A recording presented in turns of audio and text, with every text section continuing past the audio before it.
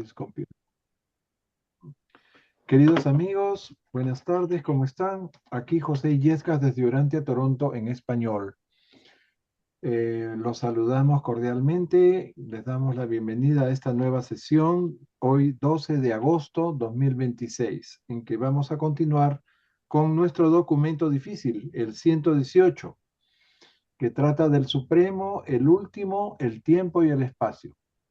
Hay mucha filosofía, mucha teología, mucha profundidad en este documento extenso de 10 secciones. Nos quedamos en la sección 3 la semana pasada y hoy día esperamos avanzar lo más posible.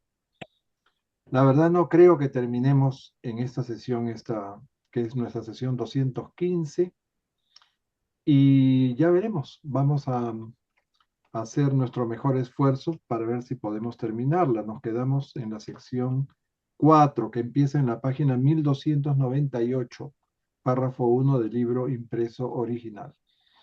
Muy bien, empezamos con la oración que nos la va a ofrecer Ketita una vez más. Adelante, Ketty. Padre, gracias por permitir estar reunidos nuevamente en torno a tu revelación. Pedimos por todas las víctimas afectadas de esta terrible catástrofe ocurrida en Colombia. Pedimos para que nuestros hermanos reciban la fortaleza necesaria para levantarse y para seguir adelante. Pedimos por ellos y también por los rescatistas para que sean asistidos por ángeles en la difícil tarea que están realizando. Te damos gracias por haber protegido a nuestros hermanos colombianos del grupo que tenemos, por encontrarse ilesos. Y esto te lo agradecemos en nombre de nuestro amado Jesús Miguel de Nevadón. Amén. Gracias, Ketty. Muy bien. Vamos a compartir nuestro libro ilustrado, nuestro documento ilustrado, mejor dicho.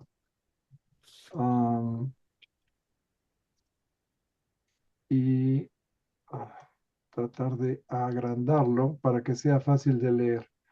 Voy a leer, aquí ¿Puedes tengo leer la el orden de lectores, lectura, ¿te Ketita? parece? Sí, Bueno, esta vez arranco yo, ¿ok? Ketty, después Mario, Gloria, José Luis, Anita, Marlene. Así vamos a... sí. Y bueno, es- Octavio que está ahí, pero que él Octavio también participa, por supuesto, pero participa con sus intervenciones. intervenciones. Muy bien, adelante. Más grande, Pepito, ¿puedes, un Oh, favor, por supuesto, sí. A ver, vamos a agrandar un agrandar poquito el texto? más. No sé qué les parece, pero yo puedo leer, pero de todos modos no está tan grande. ¿Qué tal ahí? Si No puede sé. ser un poquito más, por favor. Con mucho gusto. Ahí, Ahí está. Bien. Gracias. 4. La casualidad primaria y secundaria. causalidad. Ajá. 4. La causalidad primaria y secundaria. Muchas de las dificultades teológicas y de los dilemas metafísicos del hombre mortal se deben a que no tiene bien localizada la personalidad de la deidad y por lo tanto asigna equivocadamente atributos infinitos y absolutos a la divinidad de menor rango y a la deidad evolutiva. No olvidéis que aunque existe realmente una verdadera causa primaria o primera, hay también una multitud de causas de igual y menor rango, tanto asociadas como secundarias. Ok. Léete este pedacito que sigue hablando de las causas. Este La sigue. distinción básica entre causas primeras y causas segundas reside en que las causas primeras producen efectos originales libres de factores hereditarios derivados de cualquier causalidad antecedente. Las causas secundarias producen efectos que muestran invariablemente la herencia de una causalidad anterior. Ok. Bien, este es el primer párrafo que habla de causalidad primaria y secundaria. Vamos a quedarnos con la figurita. Bien, acá primero nos advierten que no hay que atribuir cualidades infinitas y absolutas a la deidad subordinada y a la deidad evolutiva. Es una interpretación errónea que hacemos de las personalidades divinas. Bien, por debajo de la primera fuente y centro, la primera causa, la causa sin causa de todas las causas, hay otras causas coordinadas y subordinadas. Hay causas, hay también asociadas y secundarias. ¿Okay? Las causas primarias producen efectos originales, sin los efectos provenientes de otras causas previas. Las causas secundarias, en cambio, están influidas por las causas precedentes. Ahora, yo les pregunto, acaba de entrar alguien, déjame ver quién es. Juan Pablo, bienvenido Juan Pablo. Agrega lo que tiene a la lista. Yo les pregunto, Abona y el paraíso son producto de una causa primaria o secundaria. Primaria. Es evidente que es primaria, ¿no? Porque en la conformación de la Trinidad, el Padre y el Hijo, el Padre se convierte, el yo soy se convierte en el Padre, el Hijo y en el paraíso, ¿no? Y la parte no personal constituye la morada de ellos dos. Y entre los dos llevan a cabo un plan que lo ejecuta el Espíritu Infinito. Y en ese momento aparece Abona. Por lo tanto, estas son causas primarias. Pero los universos creados por los hijos creadores han sido originados secundariamente, ¿verdad? Y han tomado como modelo patrones del paraíso. Han tomado también todos los arquetipos, ¿no? De cómo deben construirse los universos, ya eso está ahí. Pero cada hijo creador le pone su sello personal, ¿no? De acuerdo a su personalidad. Y es por eso que todos los universos son distintos. Están dentro de un esquema común, pero cada hijo creador le pone su toque personal a su universo. ¿Mm? Bien. Y por otro lado, Abona se convierte en el modelo para que los universos evolutivos que recorren el camino hacia la perfección finita, ¿no? Tengan un patrón de referencia, que es Abona. A ver, seguimos ahora sí. Los potenciales puramente estáticos inherentes al absoluto no cualificado reaccionan a las causalidades del absoluto de deidad producidas por las acciones de la Trinidad del Paraíso. En presencia del absoluto universal, estos potenciales estáticos de carácter causativo se convierten inmediatamente en activos y receptivos a la influencia de ciertos agentes trascendentales encargados de transmutar estos potenciales activados en verdaderas posibilidades de desarrollo en el universo, es decir, en capacidades de crecimiento actualizadas. Sobre estos potenciales maduros, los creadores y controladores del gran universo representan el drama sin fin de la evolución cósmica. Gracias. A ti. Bien. Entonces, aquí, en este párrafo, nos describen cómo se activan los potenciales estáticos del absoluto no cualificado. Y esa activación es transformada hasta el nivel de ser capaz, hasta el nivel de ser manejados por los creadores y controladores del gran universo. ¿Ok? Entonces, se siguen varios pasos. Primero, en el absoluto no cualificado están todos los potenciales, no divinos, por cierto, ni personales, que van a ser la materia prima de los universos físicos. Después, la divinidad el absoluto de deidad a través de las acciones de la Trinidad activan los potenciales estáticos del absoluto no cualificado, donde todo está quieto, y en presencia del absoluto universal. Y después los organizadores trascendentales, recuerdan ustedes cuando hablamos de la materia y la energía, ¿no? Hay unos o controladores decanos, le dicen, o controladores maestros de la fuerza, ¿no? Universal, realizan las transmutaciones, las transformaciones de esas energías hasta convertirla en la materia que después va a evolucionar. Entonces, los hijos creadores, junto con sus controladores físicos del universo, las utilizan para crear los universos. Y así como es así como se representa, dice, el gran drama, el espectáculo de la creación cósmica. Bien. Y acá nos van a explicar un poco más detalladamente este proceso. Sigue. La causalidad tiene una constitución básica triple sin tomar en consideración los existenciales.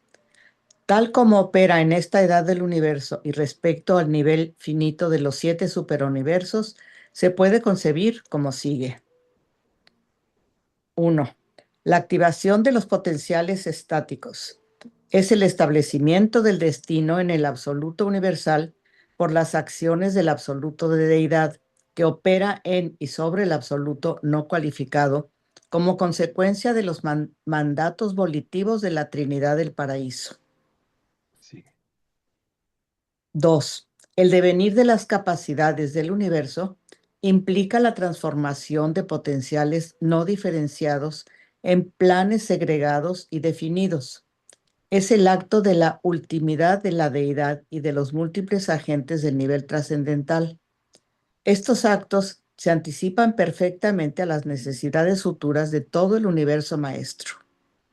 Los arquitectos del universo maestro existen como verdaderas personificaciones del concepto de deidad de los universos en relación con la segregación de los potenciales.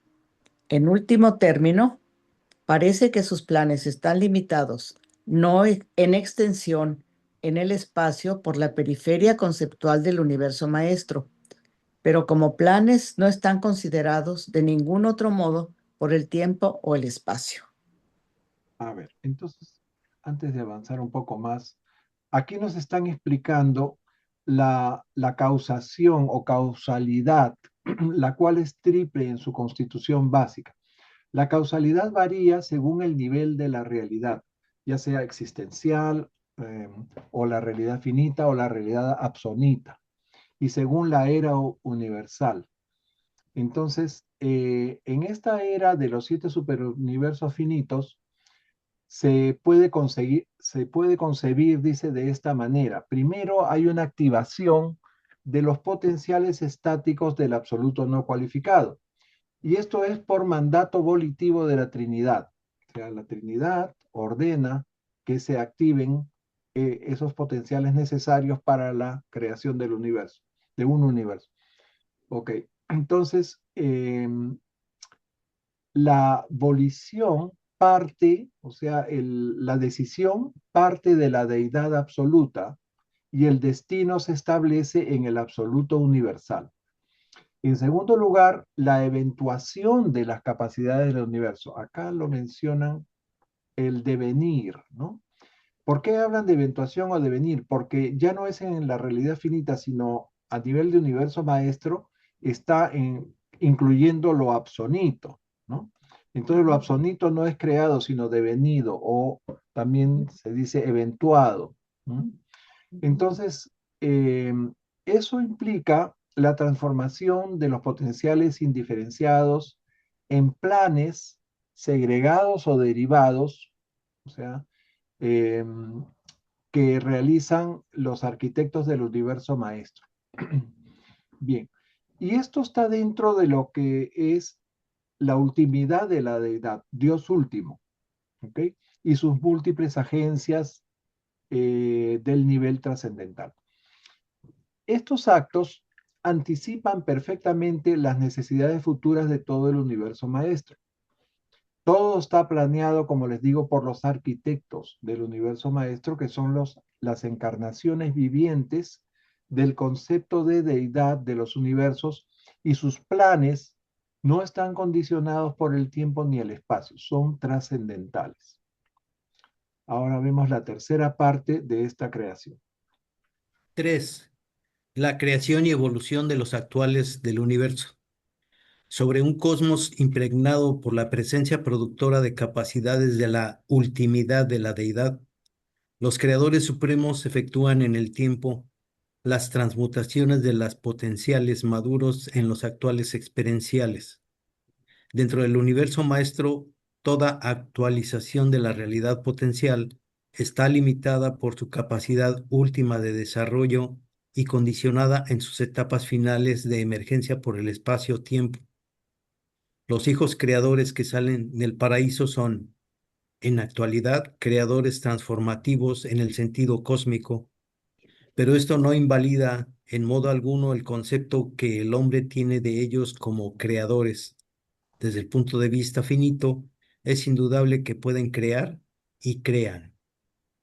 Bien, entonces los hijos creadores son los que crean, pero de la siguiente manera. Entonces, en esta tercera fase, que es la creación de algo que va a evolucionar, o sea, no simplemente se crea y ahí queda, sino esto va avanzando, va perfeccionándose.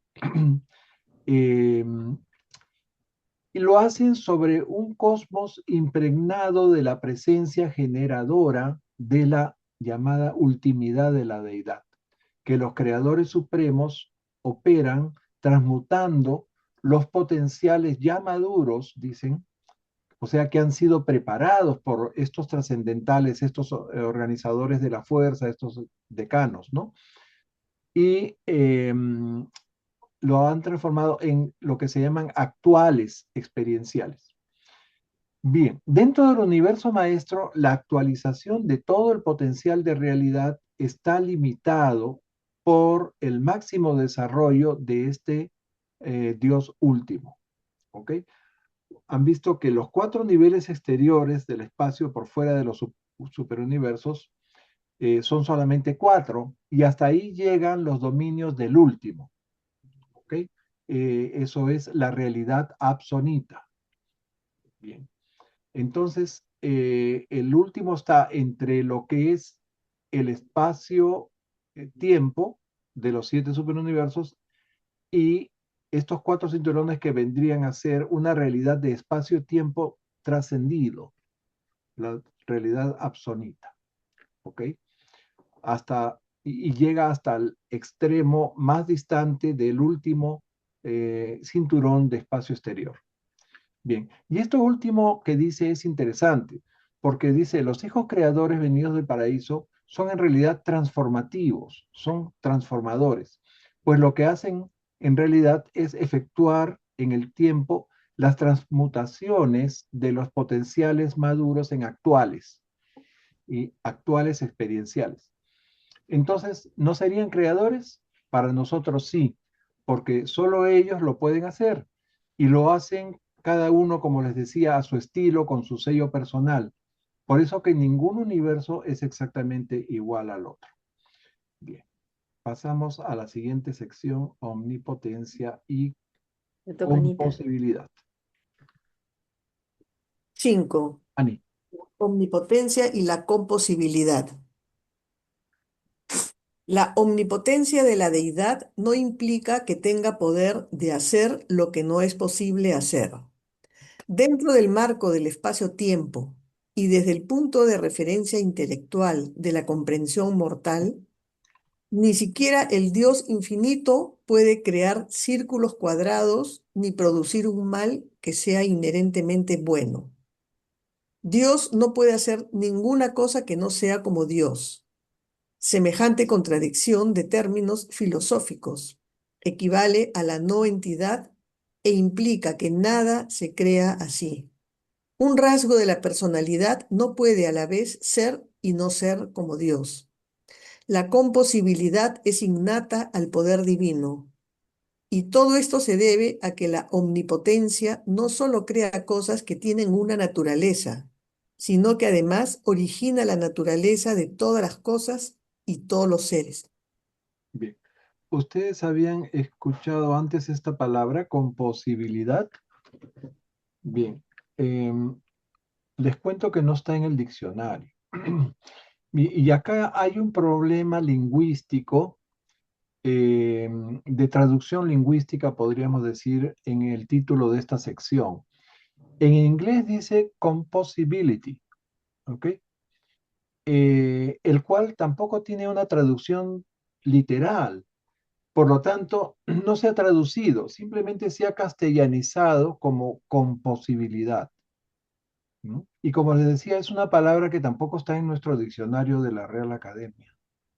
Bien, en la traducción latinoamericana del 93 hacen lo mismo, también le ponen composibilidad.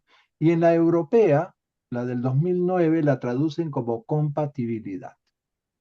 Bien, si me preguntan cómo lo habría traducido yo, les digo que hubiera usado la palabra compatibilidad, la omnipotencia frente a la compatibilidad.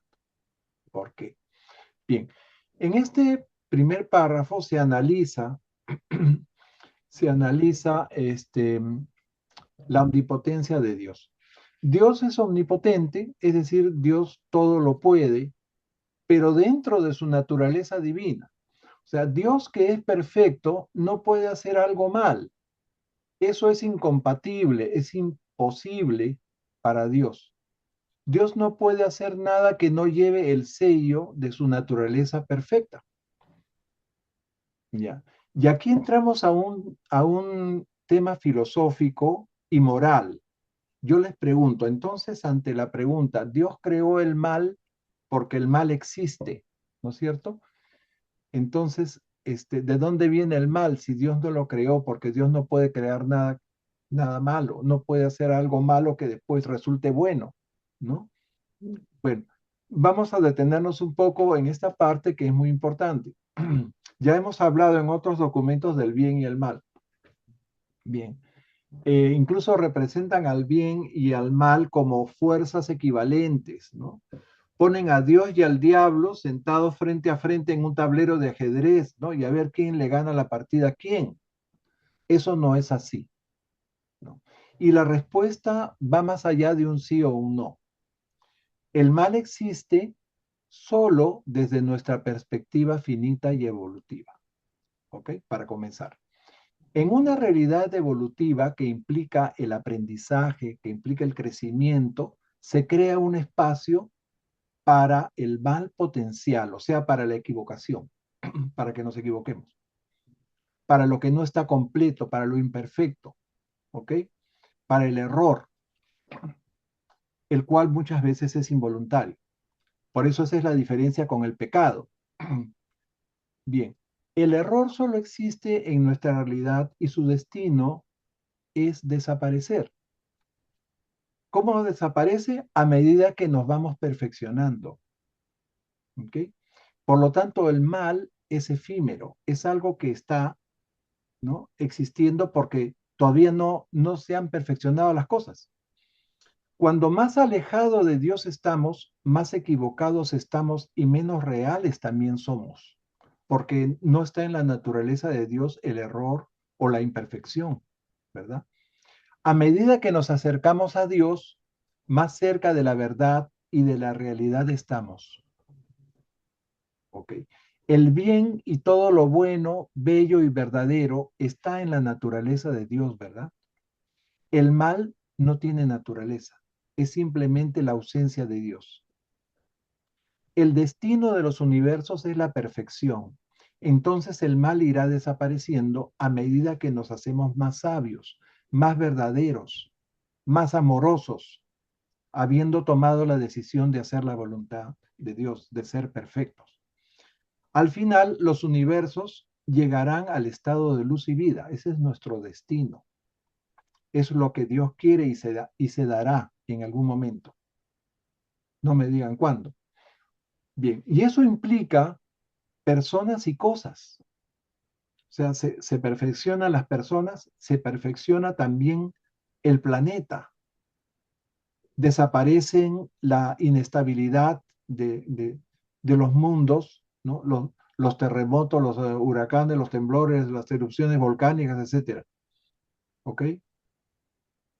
Entonces, en el estado de luz y vida, los mundos están perfectos y no se extinguen. Los soles no se apagan porque se conectan a los circuitos que vienen del paraíso y se mantienen vivos. Por eso se llama luz y vida. Bien. Entonces, que Dios crea el mal y este sea inherente bueno es una contradicción filosófica. La omnipotencia de Dios no solo crea cosas que tienen su naturaleza, sino que originan la naturaleza de las cosas, dice. Bien, ahora sí. Tenemos un poco más claro lo que es el mal o el error. Adelante. Le toca a... En el principio, el Padre lo hace todo, pero a medida que se despliega el panorama de la eternidad en respuesta a la voluntad y a los mandatos del infinito, se hace cada vez más patente que las criaturas, incluso los hombres, han de convertirse en socios de Dios para la realización del destino final. Y esto es cierto incluso en la vida en la carne. Cuando el hombre y Dios se asocian, no se puede poner limitación alguna a las posibilidades futuras de esa asociación. Cuando el hombre se da cuenta de que el Padre Universal es su socio en el progreso eterno, cuando se fusiona con la presencia del Padre que habita dentro de él, ha roto en espíritu las cadenas del tiempo y ha entrado ya en las progresiones de la eternidad que busca del Padre Universal. Ok. Bien, aquí nos dicen que si bien el Padre todo lo puede y de hecho ha hecho las cosas por sí mismo en un principio, ¿no? A medida que se despliega la creación infinita, sus criaturas se convierten en sus colaboradores. ¿Ok? Incluso nosotros, cuando tomamos conciencia de la presencia de Dios y entramos en comunión con Él, sabiendo que es nuestro compañero en nuestra progresión eterna, y finalmente nos fusionamos con esa presencia divina, rompemos las cadenas del tiempo y adquirimos vida eterna para la aventura de buscar al Padre en el paraíso. Ese párrafo es muy bello. Seguimos. Juan Pablo, por favor.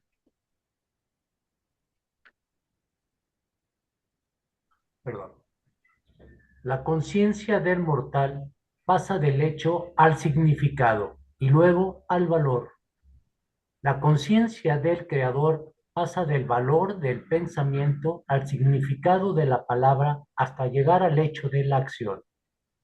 Dios debe actuar siempre para romper el punto muerto de la unidad no cualificada inherente a la infinitud existencial.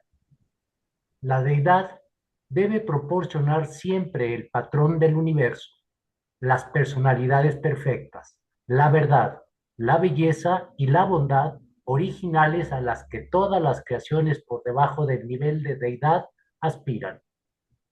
Dios tiene que encontrar primero al hombre para que el hombre pueda después encontrar a Dios. Siempre tiene que haber primero un Padre universal para que pueda haber filiación universal y la consiguiente hermandad universal. Perfecto. En este último párrafo nos explican cómo es la conciencia creativa del hombre y la de Dios. El mortal, nosotros, parte de los hechos para encontrar su significado y finalmente el valor. La conciencia del creador parte del pensamiento valor a través de la palabra significado al hecho de la acción.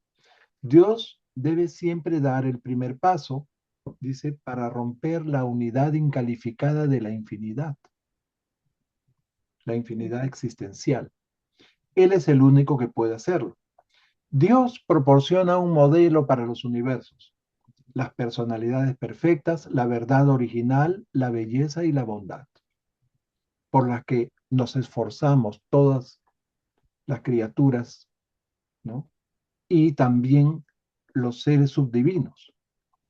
Bien, primero entonces dice, Dios llega al hombre y luego el hombre va al encuentro de Dios. Primero hay un Padre universal que pueda, para que pueda haber filiación con Dios y fraternidad entre todos los hijos de Dios. Ok, pasamos al siguiente numeral 6. La omnipotencia y la omnificencia. Licencia. Sí. Dios es en verdad omnipotente, pero no es omnificente.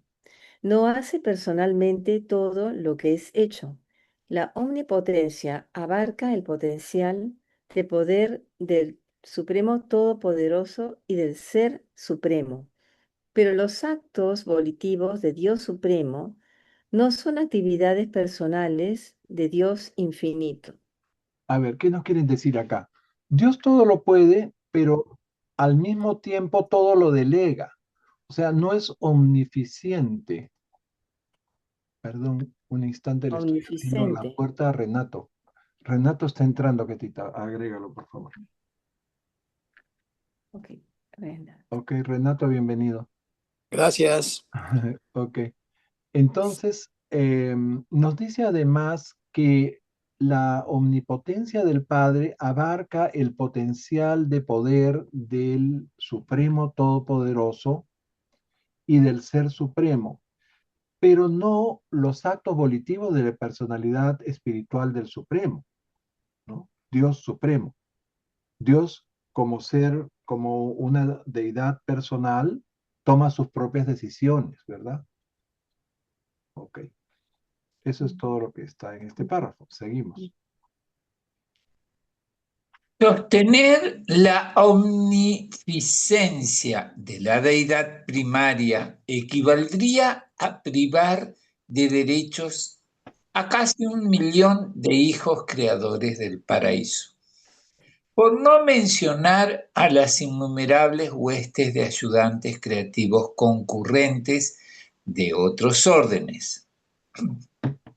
No hay más que una única causa incausada en todo el universo. Todas las demás causas provienen de esta primera gran fuente y centro, y nada en esta filosofía coarta en lo más mínimo el libre albedrío de las miríadas de hijos de la deidad dispersos por el vasto universo. Bien. Bien. Gracias. Entonces, omnipotencia y omnificencia. O sea, la no omnificencia de Dios, o sea, el hecho de que Dios no haga todo con sus propias manos, es la razón por la cual existen casi 1 millón de hijos creadores y una infinidad de ayudantes concurrentes en esas actividades creadoras. Dios es la única causa incausada. Todas las demás provienen de Dios, de ella misma. Y al mismo tiempo, todos tienen libre albedrío en el universo. ¿Vean? Pueden hacerlo a su estilo, a su manera. Seguimos.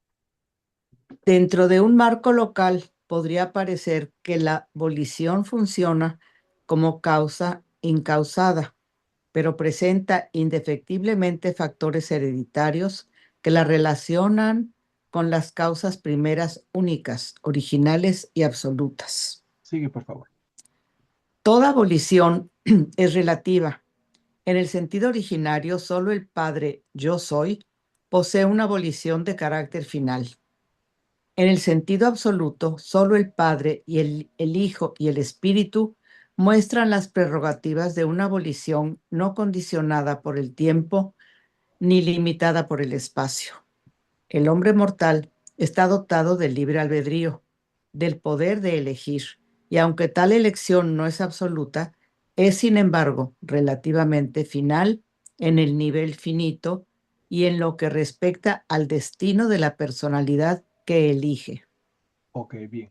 Estamos hablando de libre albedrío. O sea, la volición o libre albedrío, un atributo de nuestra personalidad, parece ser incausada a nivel local, pero invariablemente exhibe factores hereditarios que la relacionan con las primeras causas únicas, originales y absolutas. O sea, nuestro libre albedrío es una derivación del libre albedrío absoluto del Padre, ¿no?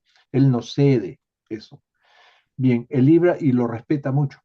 El libre albedrío absoluto y eterno pertenece al Padre yo soy. Es una volición de carácter final. Lo que decide el Padre es para toda la eternidad. Nuestro libre albedrío recibido del Padre, como les decía, es relativo, ¿no? Pero es final a nivel finito, en lo que concierne a nuestro destino, al destino de la personalidad que elige, dice acá. O sea, uno, a través de ese libre albedrío, podemos decidir nuestro destino. Bueno, ¿qué más quisiéramos, no? Adelante. En Sí. cualquier nivel por debajo del absoluto, la abolición encuentra limitaciones inherentes a la propia personalidad que ejerce el poder de elegir. El hombre no puede elegir más allá del ámbito de lo que es elegible. No puede, por ejemplo, elegir ser otra cosa que un ser humano, aunque sí puede elegir convertirse en más que un hombre. Puede elegir embarcarse en el viaje de la ascensión por el universo, pero esto se debe a que la elección humana y la voluntad divina coinciden en este punto. Tened por seguro que lo que un hijo desea y el Padre quiere sucederá. Ok, acá nos dicen que nuestro libre albedrío, nuestra abolición, ¿no? Es relativa porque tiene los límites de lo finito y de nuestra naturaleza humana, pero podemos elegir ser más que humanos, ¿no? Y lograrlo, pero no por el poder de nuestro libre albedrío simplemente, sino porque nuestro deseo, ¿no? Coincide con el del Padre. O sea, al tomar la decisión de hacer la voluntad del Padre, coincidimos con lo que el Padre quiere y eso se da. ¿Ok? A ver, seguimos. En la vida del mortal se abren y cierran continuamente opciones de conducta. Mientras dura el tiempo en que puede elegir, la personalidad humana está decidiendo sin cesar entre muchos cursos de acción. La abolición temporal está vinculada al tiempo y debe esperar el paso del tiempo para encontrar la oportunidad de expresarse. En cambio, la abolición espiritual ha empezado a saborear la liberación de las cadenas del tiempo. La abolición espiritual logra evadirse parcialmente de la secuencia del tiempo, porque se identifica con la voluntad de Dios. Sí. Bueno, en este párrafo nos hablan de la abolición temporal y la espiritual, ¿no? La primera, la temporal, está supeditada al tiempo para expresarse. La segunda, la abolición espiritual, se identifica con la voluntad de Dios y es independiente del tiempo. ¿Ok? A ver, los dos siguientes. Marlene. La abolición, el acto de elegir, ha de ejercerse dentro del marco del universo que se ha actualizado en respuesta a una elección anterior y superior. Todo el campo de la voluntad humana está estrictamente limitado a lo finito, salvo en particular cuando el hombre elige encontrar a Dios y ser como Él. Esa elección es suprafinita y solo la eternidad podrá develar si es también suprasonita. Reconocer la omnipotencia de la deidad es disfrutar de garantías en vuestra experiencia de ciudadanía cósmica. Es poseer la certeza de la seguridad en el largo viaje al paraíso, pero aceptar la falacia de la omnificencia es abrazar el error colosal del panteísmo. Ok, y ahí termina esta sección. Ok. A ver, en estos dos últimos párrafos nos dicen que nuestras decisiones están limitadas al ámbito temporal y finito, con una sola excepción, cuando elegimos hacer la voluntad del Padre, cuando decidimos buscar y encontrar a Dios y ser como Él. Esa elección ya no es finita, es suprafinita y posiblemente también supraabsonita. Finalmente, reconocer la omnipotencia de Dios nos da la certeza de un viaje seguro al paraíso. Y aceptar la falacia de la omnificencia es caer en el error del panteísmo, ¿no? El panteísmo es donde que ven a Dios en todas las cosas, ¿no? No es precisamente así, ¿no? Decir que la naturaleza es Dios es panteísmo. Ok, pasamos a la sección 7 del documento. Sí, la omnisciencia y la predestinización. Predestinación. Sí. Disculpa. Adelante. En el gran universo, la función de la voluntad del creador y la voluntad de la criatura se ejerce dentro de los límites marcados por los arquitectos maestros y conforme a las posibilidades establecidas por ellos. Esta predeterminación de los límites máximos no recorta en lo más mínimo la soberanía de la voluntad de la criatura dentro de esas fronteras. Tampoco el preconocimiento último. La plena aceptación de toda elección finita reduce en modo alguno la volición finita. Puede que un ser humano maduro y previsor sea capaz de pronosticar acertadamente la decisión de un compañero más joven, pero este preconocimiento no resta nada a la libertad y autenticidad de dicha decisión. Los dioses han limitado sabiamente el campo de acción de la voluntad inmadura, pero no deja de ser voluntad verdadera dentro de los límites definidos. Muy bien, esta sección 7 es omnisciencia y predestinación. Los arquitectos del universo maestro fijan los límites de la voluntad de creadores y criaturas en el gran universo. Esto se llama predestinación. Sin embargo, la voluntad puede ejercerse con plena libertad dentro de esos límites.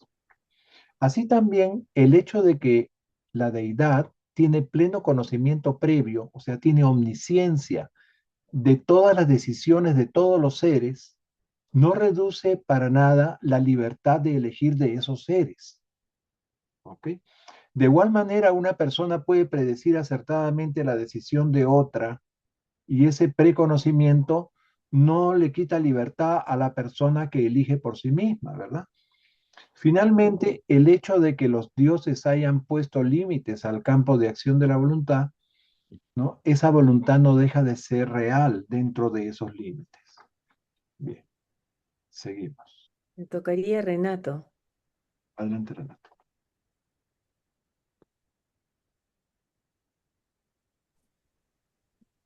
Ni siquiera la correlación suprema de toda la elección pasada, presente y futura invalida la autonicidad de esas elecciones. Denota más bien la tendencia predeterminada del cosmos y sugiere un preconocimiento de aquellos seres volitivos que pueden o no elegir convertirse en partes contribuyentes de la actuación experiencial de toda la realidad.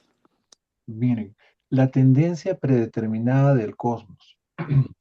Dicen que eso se denota en la correlación suprema de toda elección pasada, presente y futura, y sugiere un preconocimiento de personas que elegirán convertirse o no en contribuyentes de la actualización experiencial del Supremo.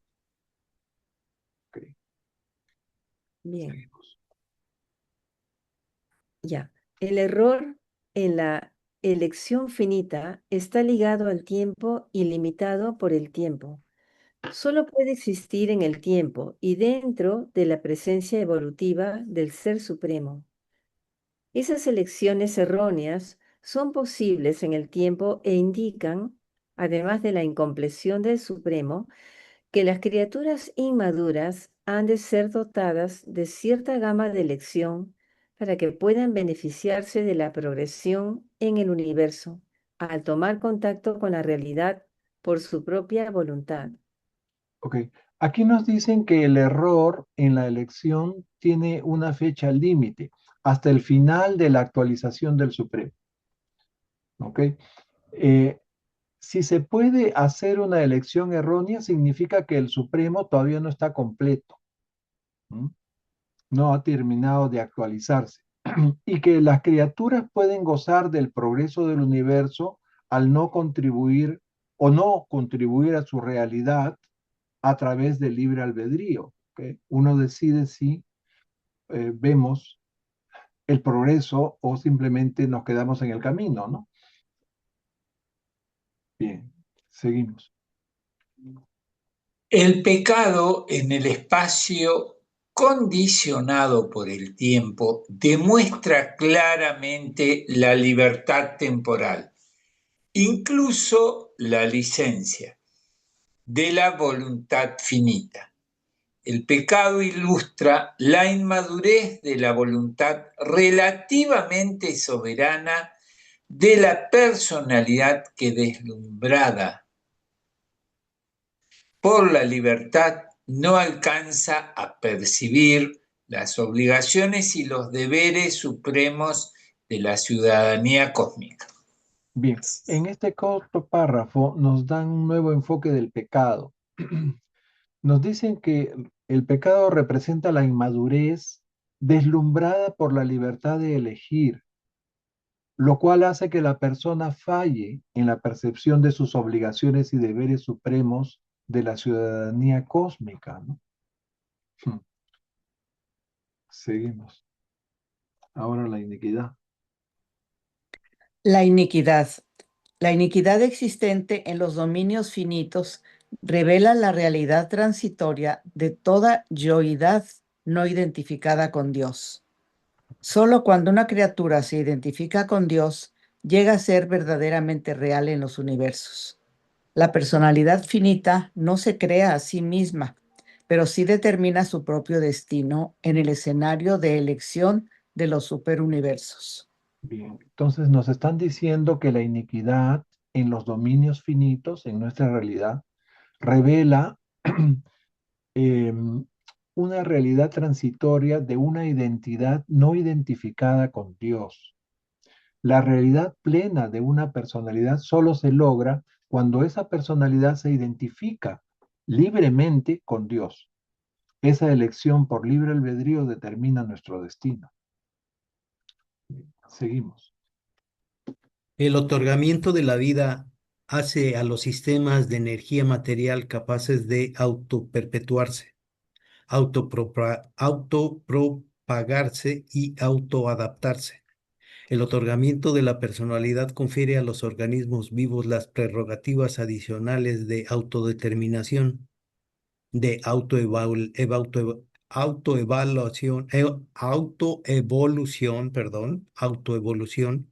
y autoidentificación con un espíritu de fusión de la deidad. Sí, en este párrafo destacan las capacidades que nos confieren el don de la vida y el de la personalidad. La vida nos confiere la capacidad de autoperpetuación, también de autopropagación y autoadaptación.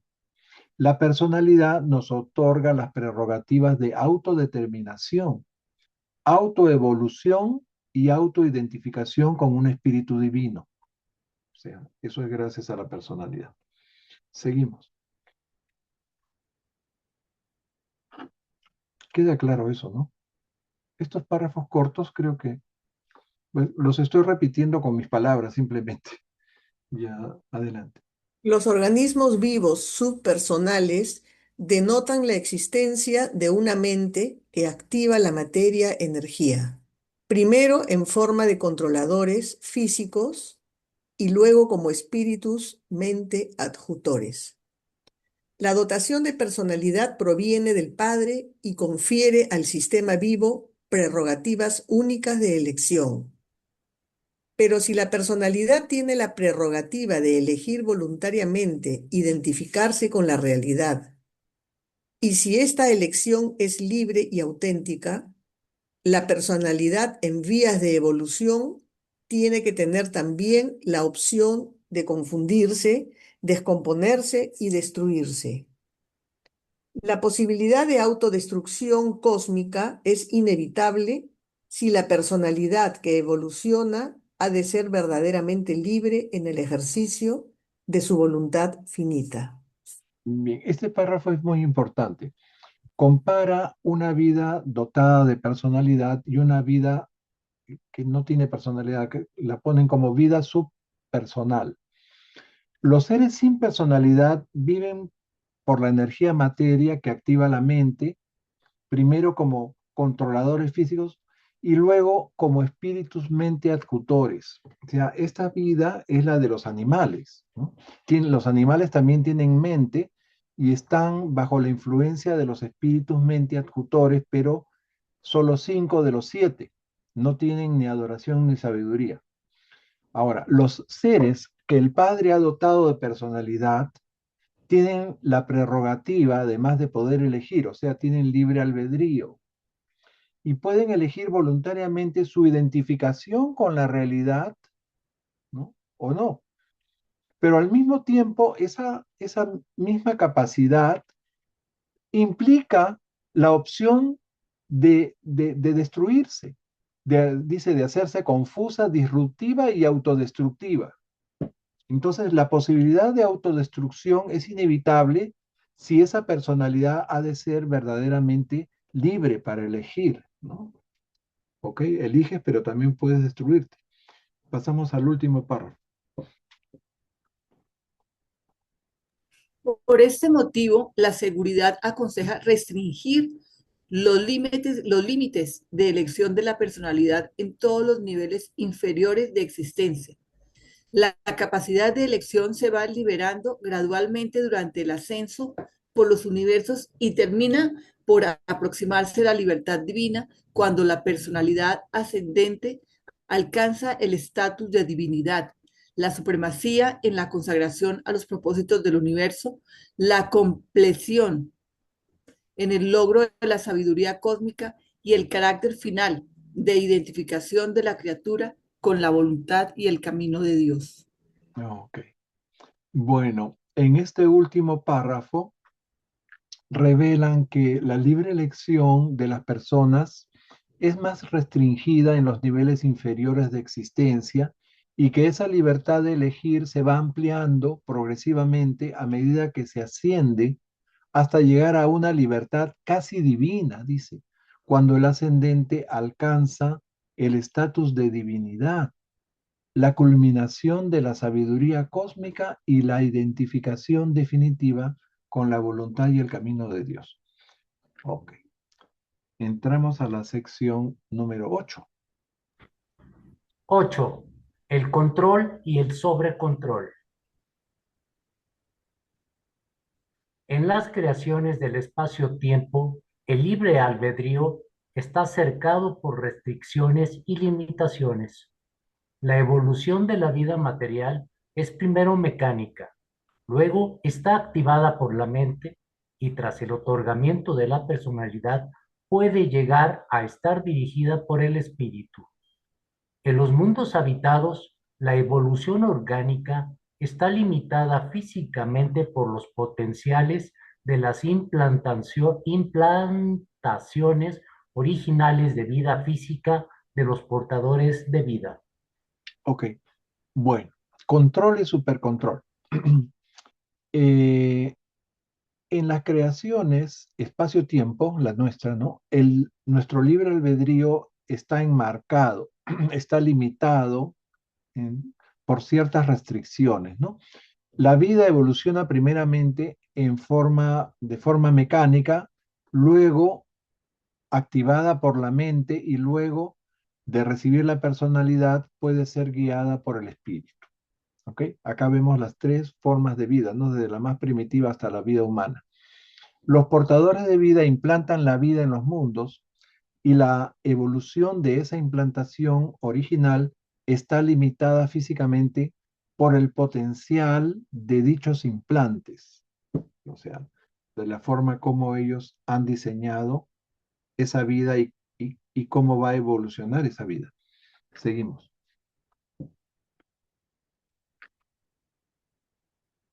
Renato le tocaría, ¿no? Ok. El hombre mortal es una máquina, un mecanismo vivo cuyas raíces se hunden en el mundo físico de la energía. Muchas reacciones humanas son de naturaleza mecánica. La vida se asemeja a la máquina en muchas cosas, pero el hombre, un mecanismo, es mucho más que una máquina.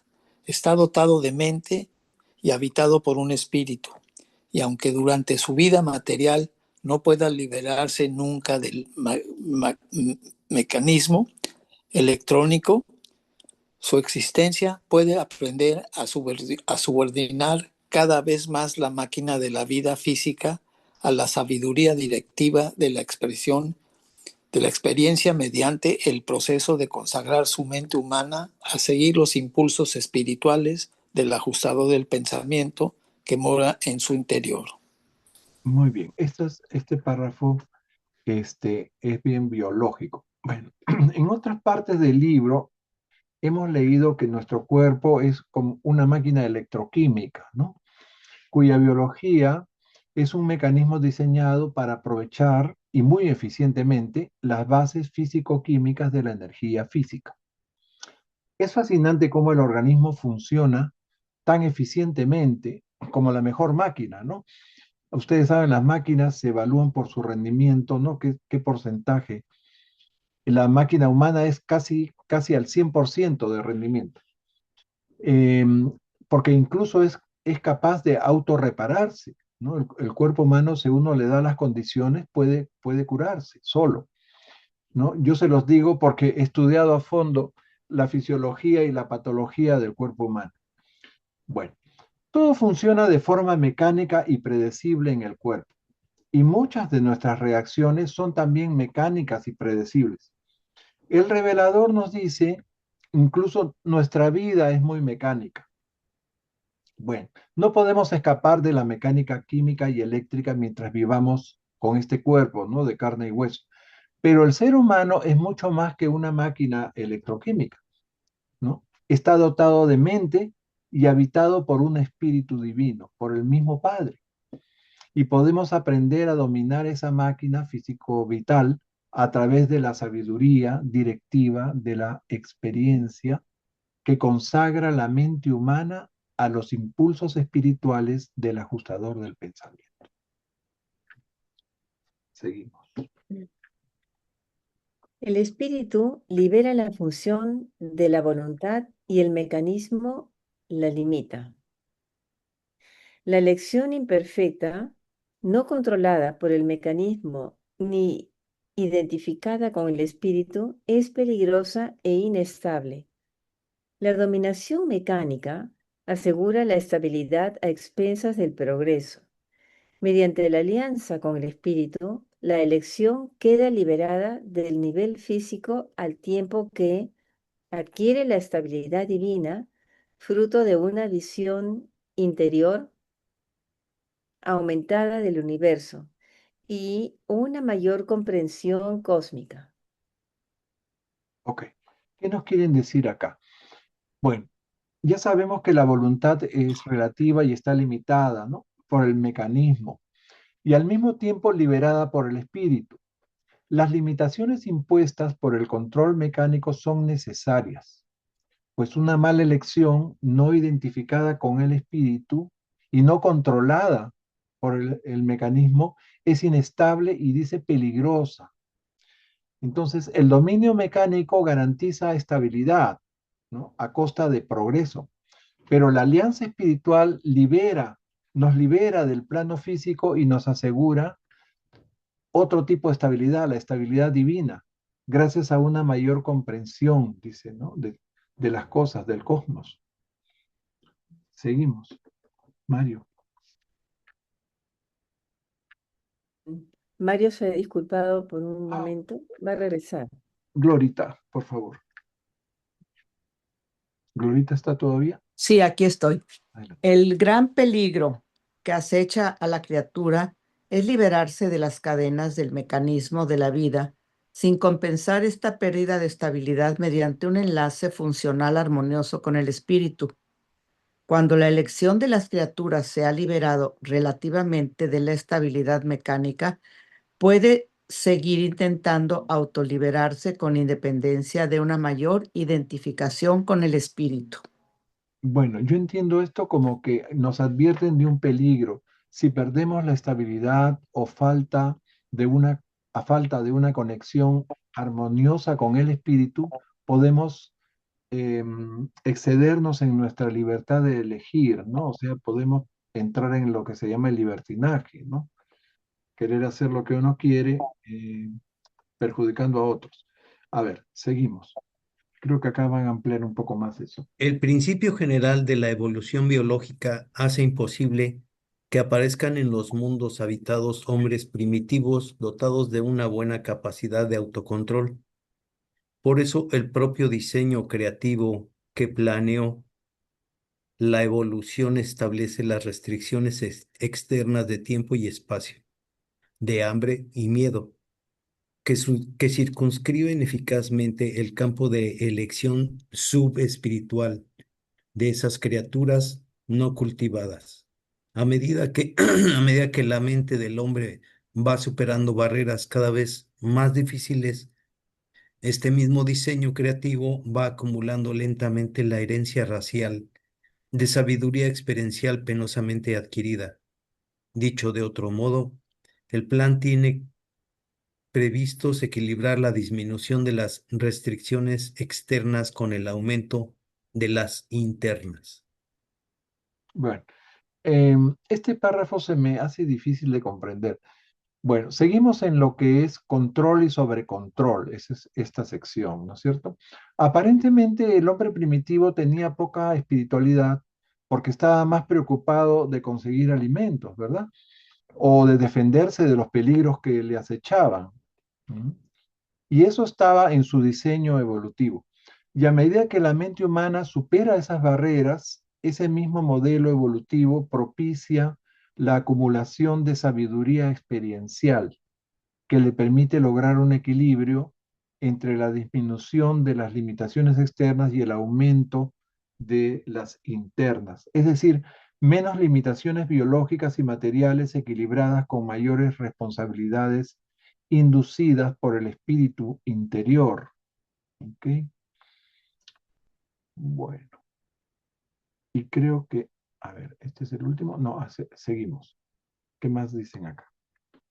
La lentitud de la evolución del progreso cultural humano demuestra la eficacia de ese freno, la inercia material, que ralentiza las velocidades de progreso peligrosas. El propio tiempo se encarga de amortiguar y distribuir las consecuencias, que si no serían letales, de eludir prematuramente las barreras que cercan la acción humana. Pues cuando la cultura avanza demasiado rápido, cuando los logros materiales van por delante de la evolución de la sabiduría adoradora, las semillas de la regresión germinan dentro de la civilización. Esas sociedades humanas, si no son apuntaladas por un rápido aumento de la sabiduría experiencial, decaerán de sus altos niveles de logro prematuro, y en esa edad de las tinieblas, del interregno de la sabiduría, volverá a imponerse inexorablemente el desequilibrio entre la autolibertad y el autocontrol. Bueno. El progreso cultural humano evoluciona lentamente, dice, gracias al freno o la inercia material. Y cuando la velocidad de progreso se acelera, cuando la cultura avanza demasiado rápido y se adelanta a la sabiduría adoradora, la civilización regresiona. ¿Cómo regresiona? A los niveles previos de ese logro prematuro. Eso es lo que nos quieren decir acá, ¿no? Bien. Seguimos. La inequidad de Caligastia fue pasar por encima del regulador de tiempos de la liberación humana progresiva, destruir gratuitamente las barreras de contención, barreras que las mentes de los mortales de aquellos tiempos no habían invalidado experiencialmente. Sigue el siguiente que es cortito. La mente capaz de acortar parcialmente el tiempo y el espacio, demuestra mediante ese mismo acto que posee las semillas de sabiduría que pueden sustituir eficazmente a la barrera de contención que ha trascendido. Ok, entonces, en realidad el peor pecado de Caligastia fue destruir y gratuitamente las barreras de contención, sin esperar sabiamente a que las metas mortales de su tiempo fueran rompiéndose progresivamente, ¿no? A medida que crecían las personas en experiencia. La libertad que les regaló los llevó al libertinaje, a la confusión y al caos, porque todos se sintieron con derechos a obtener lo que querían egoístamente, sin ningún respeto ni consideración por el derecho de otros. Bien. Y después finalmente dicen que aquella mente capaz de efectuar una restricción parcial del tiempo y el espacio demuestra por ese mismo acto que posee la sabiduría necesaria para reemplazar eficazmente esas barreras trascendidas. Ahora vamos a ver cuando uno evoluciona y adquiere más libertad, uno mismo se autolimita, o sea, se crea obligaciones, se crea también un marco ético y moral. A ver, seguimos. Lucifer intentó de forma parecida trastocar el regulador de tiempos que frena el establecimiento prematuro de ciertas libertades en los sistemas locales. Un sistema local asentado en luz y vida ha adquirido ya experiencialmente los puntos de vista y la percepción de las cosas que hacen viables muchas prácticas que serían perturbadoras y destructivas en ese mismo mundo durante las eras anteriores al asentamiento. Entonces dice, Lucifer buscó la manera de perturbar al gobernador del tiempo, ¿no? Que impedía el logro prematuro de ciertas libertades. Cometió el mismo error de Caligastia, ¿no? Tratar de quemar etapas, de acelerar los tiempos. Debió esperar a que su sistema se asentara en luz y vida para que los seres, ¿no? Alcanzaran los conocimientos y puntos de vista necesarios para un uso de sus libertades, un uso racional y sabio de sus libertades, ¿no? Que él les adelantó, ¿no? Cuando estudiamos el documento de la rebelión planetaria, leímos que si Caligastia y Lucifer hubieran sabido esperar, hubieran sido más pacientes, más sabios, habrían logrado lo mismo que buscaban con tanta vehemencia. Bien, al final se iba a dar esa libertad que ellos deseaban, pero ellos la adelantaron y la malograron. Seguimos. A medida que el hombre se sacude los grilletes del miedo, a medida que tiende puentes entre los continentes y los océanos con sus máquinas, y entre las generaciones y los siglos con sus anales, debe sustituir cada barrera de contención que trasciende por una barrera nueva, voluntariamente asumida, conforme a los dictados morales de su crecimiento, de su creciente sabiduría humana. Estas contenciones autoimpuestas son a la vez lo más poderoso y los más endebles de todos los factores de la civilización humana. Los conceptos de justicia y los ideales de hermandad, el hombre se contiene hasta el punto de revestirse de misericordia cuando se atreve a amar a sus semejantes y sienten las bases de la hermandad espiritual, cuando elige tratarlos como se trataría a sí mismo, incluso como piensa que Dios los trataría. Bueno, este párrafo es muy importante porque dice, es lo que les había adelantado, de que uno se autoimpone. Dice que los ideales de fraternidad y los conceptos de justicia son las restricciones más poderosas que uno puede hacerse, pero a la vez las más frágiles que una sociedad puede autoimponerse, ¿no? La autorrestricción son asumidas voluntariamente por los dictados morales de la sabiduría humana que va creciendo en la misma medida que va progresando tecnológicamente y culturalmente. En los estados más avanzados de desarrollo, el hombre se hace misericordioso, ¿no? Cuando se atreve a amar a sus semejantes. y siembra la fraternidad espiritual cuando aplica la regla de oro al tratar a sus semejantes o incluso a tratarlos como él cree que el mismo Dios los trataría. ¿No? Es muy bonito eso. Y este es el último párrafo, creo. ¿Quién sigue? Una reacción automática en el universo es estable y tiene de alguna manera continuidad en el cosmos. Una personalidad que conoce a Dios y desea hacer su voluntad, que tiene visión interior del espíritu, es divinamente estable y existe eternamente. La gran aventura del hombre en el universo consiste en el tránsito de su mente mortal desde la estabilidad de la estática mecánica hasta la divinidad de la dinámica espiritual. Esta transformación es producto de la fuerza y la constancia de las decisiones de su propia personalidad, que declaran en cada una de las situaciones de la vida: es mi voluntad que se haga tu voluntad. Miren, en este último párrafo reafirman que la persona que ha logrado una visión interior del espíritu, conoce a Dios y desea hacer su voluntad, es divinamente estable y existe eternamente. Esa persona ha logrado salir de la estabilidad mecánica a la dinámica espiritual. En cada situación de su vida declara, es mi voluntad que se haga la voluntad de Dios, ¿verdad? Bueno, entramos a la sección 9. Ya estamos terminando. Marita. Sí, Mari, creo que ya regresó, ¿eh? No, creo que no. entonces, Entonces, Glorita, adelante. Gloria, sí. 9. Los mecanismos del universo. El tiempo y el espacio son un mecanismo conjunto del universo maestro.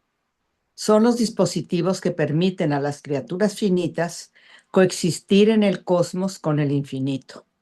El tiempo y el espacio aíslan efectivamente a las criaturas finitas de los niveles absolutos. Estos medios de aislamiento, sin los cuales ningún mortal podría existir, intervienen directamente para limitar el ámbito de la acción finita. Sin ellos, ninguna criatura podría actuar, pero los actos de todas las criaturas están claramente limitados por ellos.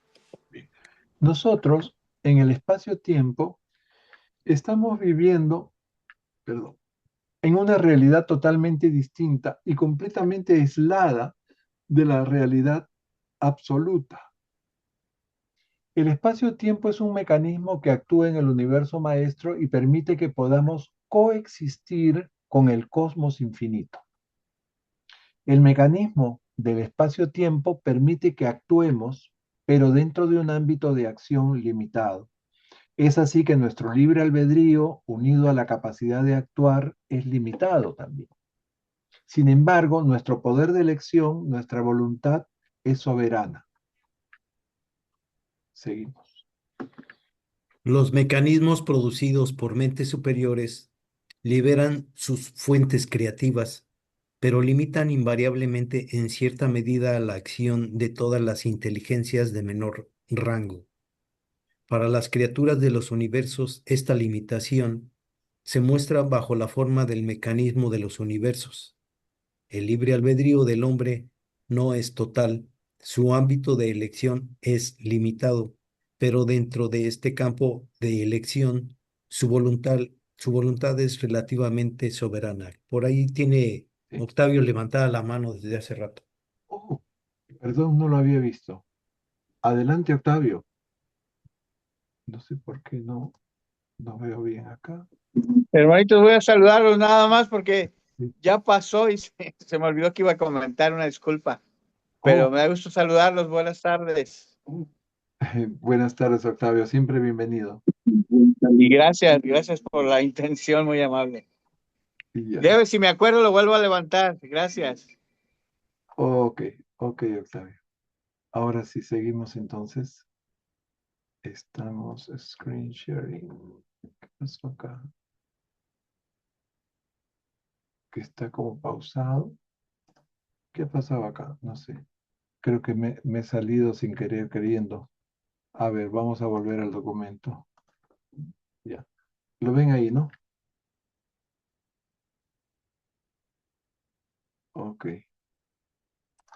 Bien, esto ya lo habíamos comentado. Sigue el siguiente párrafo, por favor. La elección es soberana. El mecanismo de la vida. Anita o yo. Sí, tú, si quieres. El mecanismo de la vida de la personalidad del mortal, el cuerpo humano, es producto de un diseño creativo supramortal. Por eso el hombre nunca podrá controlarlo perfectamente. Solo cuando el hombre ascendente en unión con el ajustador fusionado autocree su propio mecanismo de expresión de la personalidad, lo controlará a la perfección. Bueno, este párrafo me desconcertó un poquito. Les explico por qué. Bueno, aquí nos hablan de nuestro cuerpo humano, ¿no? Que es material y viviente. Nuestro organismo vive gracias a un diseño supramortal, dice, a una inteligencia divina. Y es por eso que por más que lo estudiemos, no llegaremos a comprenderlo plenamente, ¿no? Y mucho menos controlarlo perfectamente, ¿no? Pero después nos dice, y solo cuando nos fusionemos con nuestro ajustador, la nueva expresión de nuestra personalidad podrá controlarlo a la perfección. Ahora, si nos fusionamos, ¿acaso nuestro cuerpo no se desintegra?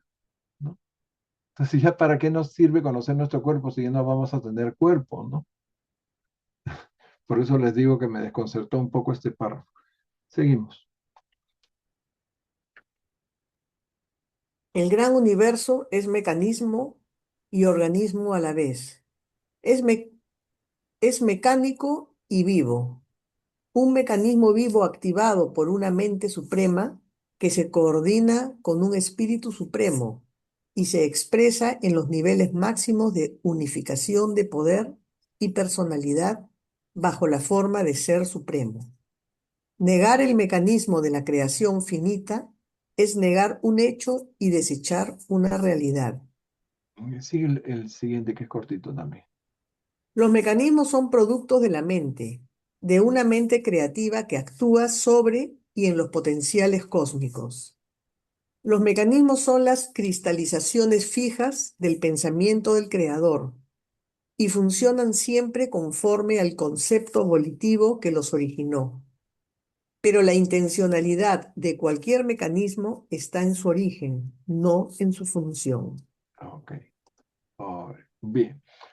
Am, Ahora nos dicen que el gran universo es mecánico, pero que a la vez es un organismo vivo, activado por la mente suprema. La mente suprema se expresa al máximo cuando coordina la unificación o síntesis del espíritu supremo y el poder. O sea, cuando dicen acá el poder se están refiriendo al supremo todopoderoso bajo la forma del ser supremo. O sea, esa síntesis, poder, personalidad que tantas veces hemos repetido. Bien, ese es el mecanismo de la creación finita y el hecho de nuestra realidad. Todos los mecanismos son producto de una mente creativa que actúa sobre los potenciales cósmicos, ¿no? El pensamiento del creador se cristaliza en el mecanismo y cada mecanismo tiene una intención o razón de ser. Y a continuación nos dicen que esos mecanismos son un aspecto de expresión eterna de la deidad y que los mecanismos básicos del universo fueron producto de la voluntad absoluta de la primera fuente y centro. Esos mecanismos funcionarán eternamente, en perfecta armonía con el plan infinito de Dios. ¿Ok? Los mecanismos entonces son los patrones no volitivos de los planes de Dios. A ver, ¿qué más dice acá? Seguimos. Estos mecanismos no se deben considerar como limitadores de la acción de la deidad.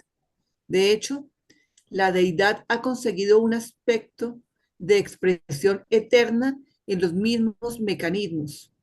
Los mecanismos básicos del universo nacieron en respuesta a la voluntad absoluta de la primera fuente y centro, y por lo tanto funcionarán eternamente en perfecta armonía con el plan del infinito.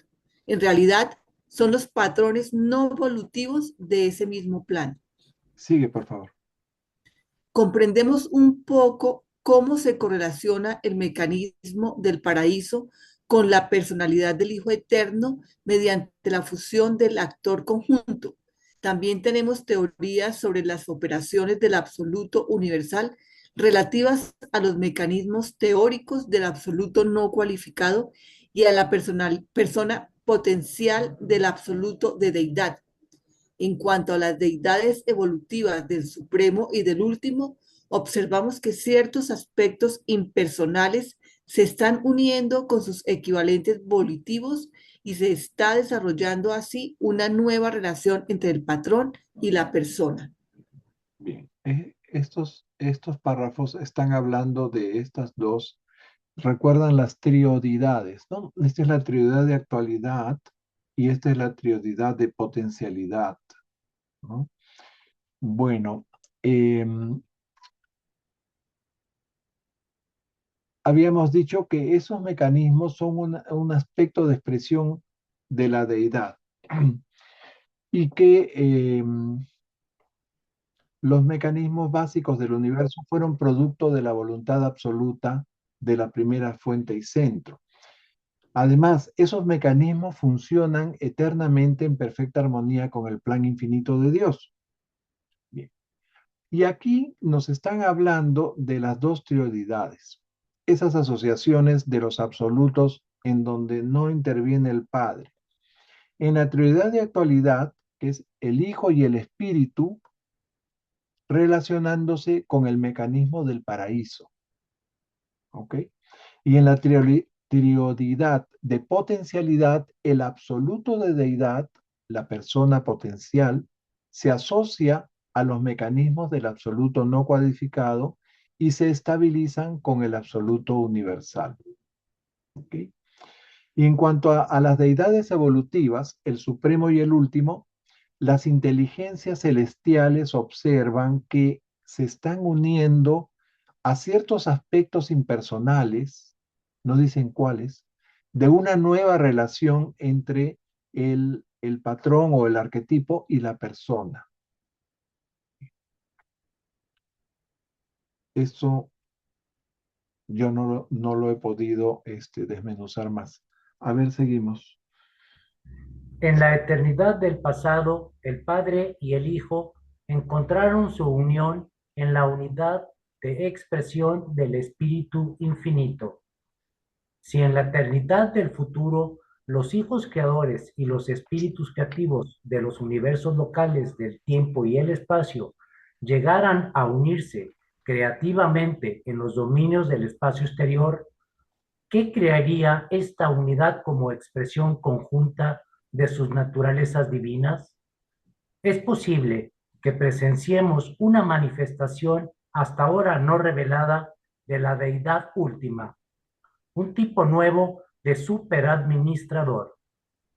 Tales seres poseerían prerrogativas únicas de personalidad, puesto que serían fruto de la unión de un creador personal y un espíritu creativo impersonal con la experiencia de la criatura mortal y la personalización progresiva de la ministra divina. Dichos seres podrán ser últimos en cuanto que abarcarían la realidad personal y la impersonal, al tiempo que combinarían las experiencias del creador y de la criatura. Sean cuales fueren los atributos de estas terceras personas de supuestas trinidades que actuarían en las creaciones del espacio exterior, mantendrían con sus padres creadores y sus madres creativas una relación parecida a la del Espíritu Infinito con el Padre Universal y el Hijo Eterno. Ok, a ver, acá está todo este párrafo extenso y complejo. Bien, aquí nos están hablando de la eternidad pasada y de la eternidad futura. En la eternidad futura obviamente está especulando. El Padre y el Hijo encontraron su unión en la unidad de expresión del Espíritu Infinito. Esto se dio en la hipotética eternidad pasada. En el futuro, nos dice que los hijos creadores y las hijas creativas, o sea, los espíritus creativos o espíritus maternos de los universos locales, se van a unir para crear en los universos del espacio exterior, ¿verdad? Los hijos creadores del paraíso han sido creados para ser creadores y siempre lo van a hacer. Ya crearon en esta realidad, después van a crear en la siguiente realidad, ¿no? En la siguiente era universal van a seguir creando junto a sus a sus parejas, las hijas creativas, ¿ok? Eh, y acá nos dicen algo interesante, que va a ser una personalidad, la del hijo creador, con una prepersonalidad o con una personalidad incompleta de la hija creativa, del espíritu materno, que va adquiriendo personalidades, pues.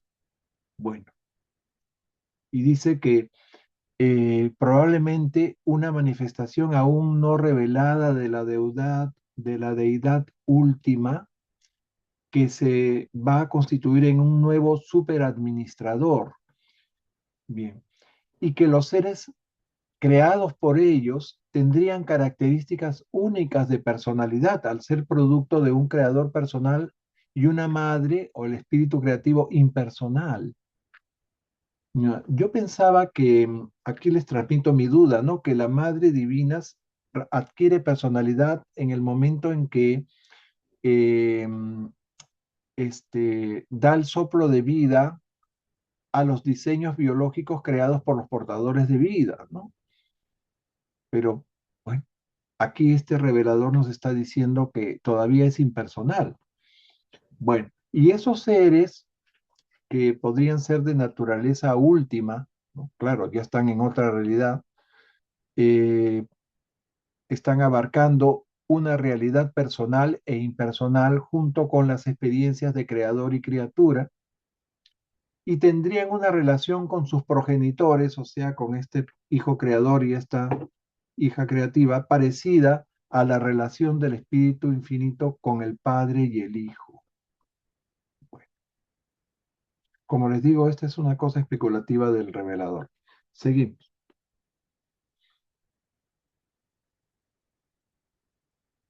¿Ha leído Juan Pablo? Renato. ¿Renato está todavía? A ver, Renatito. Creo que ha tenido que salir. Entonces le pasamos a Ketty.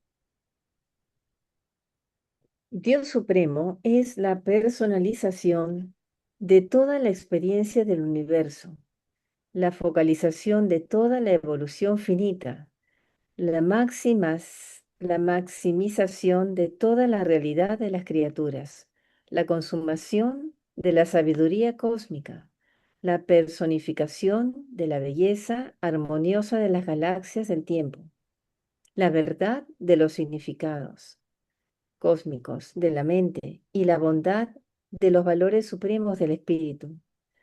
Y en el futuro eterno, Dios Supremo sintetizará estas múltiples diversidades finitas en un todo experiencialmente significativo, igual que están ahora unidas existencialmente en los niveles absolutos de la Trinidad del paraíso. Bueno, pues. Entonces acá en este último párrafo nos vuelven a definir todo lo que es Dios Supremo, ¿no? La personalización de la experiencia, de toda la experiencia del universo, la maximización de toda la realidad de las criaturas, la consumación de la sabiduría cósmica, la personificación de la belleza armoniosa de las galaxias, la verdad de los significados cósmicos, la bondad de los valores supremos del espíritu. Bien. Y en el futuro eterno, el Supremo sintetizará la diversidad finita en un todo experiencial. Y así como la Trinidad del Paraíso reúne los absolutos de la realidad existencial, el Supremo va a revelar la diversidad finita. Bueno, pura filosofía. Entramos a la última sección del documento. A lo mejor lo terminamos ahora, nos quedan casi 30 minutos. Las funciones de la providencia. 10. La providencia no significa que Dios haya decidido por nosotros todas las cosas por adelantado. Dios nos ama demasiado para hacer una cosa así, que sería una especie de tiranía cósmica. El hombre tiene realmente poderes relativos de elección. El amor divino tampoco es un afecto miope que mima y consiente a los hijos de los hombres. A ver, sí, El, sí. el Padre, el Hijo y el Espíritu como Trinidad no son el Supremo Todopoderoso, pero la supremacía del Todopoderoso no puede manifestarse nunca sin ellos. El crecimiento del Todopoderoso está centrado en los absolutos de actualidad y basado en los absolutos de potencialidad. Pero las funciones del Supremo Todopoderoso están relacionadas con las funciones de la Trinidad del Paraíso. A ver, Gracias. a ti. Entonces, acá hablan de la providencia, las funciones de la providencia. En el lenguaje corriente entendemos por providencia el cuidado o la protección de Dios sobre las personas, sobre las cosas. Incluso se usa como sinónimo del propio Dios cuando dice, gracias a la providencia salimos ilesos, ¿no?, del terremoto, ¿no? Estos textos le dan un sentido ampliado al término. Lo primero que nos dicen es que no significa que Dios decida por nosotros. La providencia respeta el libre albedrío relativo que todos tenemos. Tampoco es una protección ciega que siempre nos va a cuidar y proteger a pesar de nuestros errores o actos irresponsables, digamos, ¿no? Por lo tanto, no esperemos que la providencia nos salve si hacemos algo mal. Después hablan del Todopoderoso.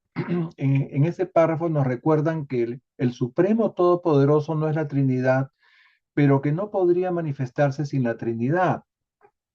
Y que si bien está centrado en los absolutos de actualidad y basado en los de potencialidad, sus funciones se relacionan con las funciones de la Trinidad. ¿Mm? Bien, seguimos.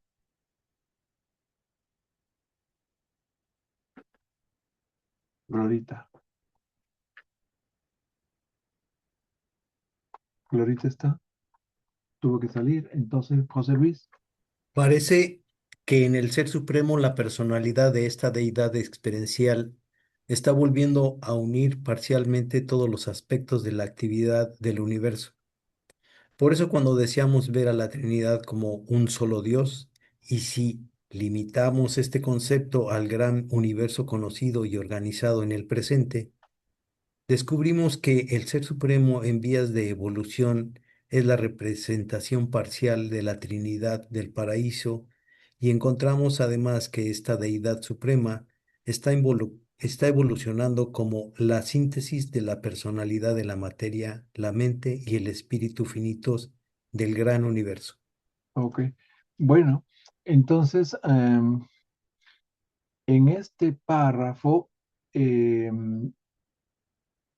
nos recuerdan que el Supremo en vías de evolución es la síntesis de la personalidad, de la materia, la mente y el espíritu finitos del gran universo, por lo cual es la representación parcial de la Trinidad en nuestra realidad finita. ¿Mm? Entonces, todas las fases de la actividad del universo son reunidas parcialmente por la personalidad del Supremo.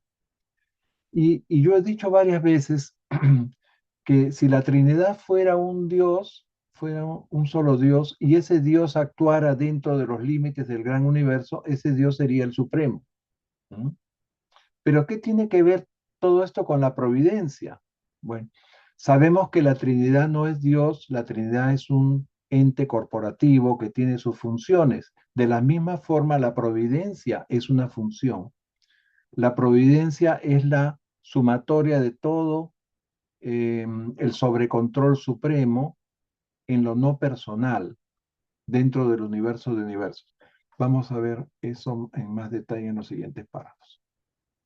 Bien, seguimos. Anita, Anita. Los dos siguientes, por favor. Esta sección tiene como 24 párrafos. Los dioses tienen atributos, mientras que la Trinidad tiene funciones, y al igual que la Trinidad, la providencia es una función, el compuesto del sobrecontrol no personal del universo de universos. Se extiende a partir de los niveles evolutivos del séptuplo. Se sintetiza en el poder del Todopoderoso y sigue ascendiendo a través de los dominios trascendentales de la ultimidad de la deidad. Dios ama a cada criatura como a un hijo, y este amor cubre con su sombra a cada criatura durante todo el tiempo y toda la eternidad. La providencia actúa sobre la totalidad y se ocupa de la función de cualquier criatura en la medida en que esa función está relacionada con la totalidad. La intervención providencial hacia cualquier ser denota la importancia de la función de ese ser para el crecimiento evolutivo de algún conjunto. Ese conjunto podría ser la totalidad de la raza, la totalidad de la nación, la totalidad del planeta e incluso una totalidad superior. Lo que provoca la intervención providencial es la importancia de la función de la criatura, no la importancia de la criatura como persona. Bien, en este párrafo se dice claramente eh, lo que significa la providencia, ¿no? Desde la revelación, no lo que nosotros pensábamos como providencia, ¿no? Nos dicen, la providencia actúa sobre un todo, no sobre específicamente la persona, ¿ok? Em, Nos dicen aquí que si bien Dios nos ama a cada uno de nosotros como a un hijo y por toda la eternidad, su providencia actúa en relación con la totalidad, ¿no? Y la función que cada criatura tiene en relación a esa totalidad. Bueno, esto se da de tal manera que si la providencia actúa sobre un ser en particular, significa que ese ser debía cumplir con alguna misión que va a involucrar a la totalidad de un grupo, de un conjunto importante, ¿no? Al crecimiento y desarrollo evolutivo de algún total. Ese conjunto, ese total puede ser toda una raza, toda una nación, el planeta entero o incluso una totalidad superior, dice. Entonces se dan cuenta cómo actúa la providencia. Es la importancia de la función de la criatura lo que motiva la intervención providencial y no la importancia de la criatura como persona misma. Bueno, los dos siguientes se los damos a Marlene. Sin embargo, el Padre como persona puede interponer en cualquier momento una mano paternal en la corriente de los acontecimientos cósmicos, todo ello conforme a la voluntad de Dios, de acuerdo con la sabiduría de Dios y motivado por el amor de Dios. Pero lo que el hombre llama providencia es demasiadas veces un producto de su propia imaginación, una yuxtaposición fortuita de circunstancias del azar. Hay, sin embargo, una providencia real y emergente en el ámbito finito de la existencia en el universo, una correlación verdadera y en vías de actualización de las energías del espacio, los movimientos del tiempo, los pensamientos del intelecto, los ideales del carácter, los deseos de las naturalezas espirituales y los actos evolutivos intencionales de las personalidades que evolucionan. Las circunstancias de los mundos materiales encuentran una integración finita, definitiva en las presencias entrelazadas del Supremo y el Último. Bien. Entonces, el padre como persona puede intervenir en cualquier momento en el curso de los acontecimientos de acuerdo a su voluntad, a su sabiduría y su amor. De modo que lo que llamamos providencia es algo bastante diferente, ¿verdad? Y es lo que imaginamos cuando se dan ciertos hechos aparentemente fortuitos o coincidentes, al azar, ¿no? Y ejemplos hay muchos, como aquel que se salvó de milagro del terremoto, o al que le rozó la bala y no lo mató, o a ese que, una candidata o candidato que nadie pensó que podía salir elegido, ¿no? Y salió. O el militar que tuvo una corazonada y no oprimió el botón rojo de la destrucción nuclear. ¿No? Y creo que ahora ya entendemos un poco mejor lo que se nos revela como providencia, ¿verdad? Entonces, esto es, o sea, es una intervención con miras a prevenir o evitar algo que va a afectar a todos, no solamente a una persona, ¿no? Y si una persona es salvada por la providencia, es porque esa persona tenía que hacer algo que iba a favorecer al todo, ¿no? Bueno, La providencia se hace cada vez más perceptible a medida que los mecanismos del gran universo se perfeccionan hasta un punto de precisión final mediante el sobrecontrol de la mente, a medida que la mente de la criatura asciende a la perfección del logro de la divinidad mediante una integración perfeccionada con el espíritu y a medida que el Supremo emerge consiguientemente como unificador de hecho de todos estos fenómenos del universo. sí. Entonces, miren, en el universo existe una providencia real que actúa en correlación con las energías del espacio, el movimiento del tiempo, lo que habíamos leído antes, los pensamientos del intelecto, los ideales del carácter, los deseos inspirados por el espíritu y las decisiones con propósito de las personalidades en evolución. Y la integración final de todas estas circunstancias recaen en el supremo y el último.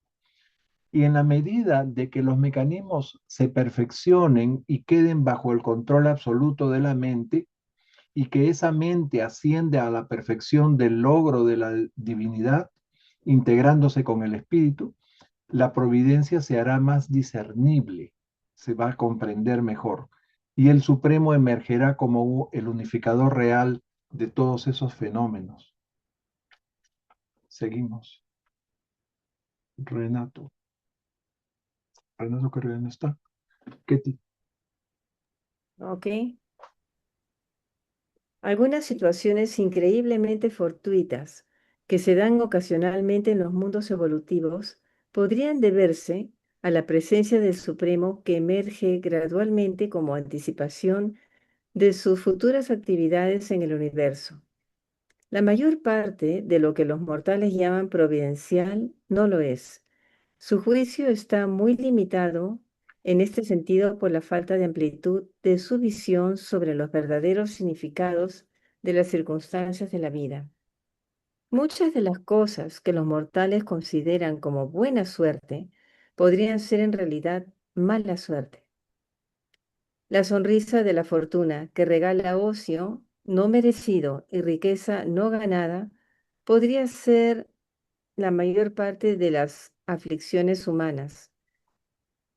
La crueldad aparente de un hado perverso que acumula tribulaciones sobre un mortal sufriente podría ser en realidad el fuego que transforma el hierro dulce de la personalidad inmadura en el acero templado del auténtico carácter.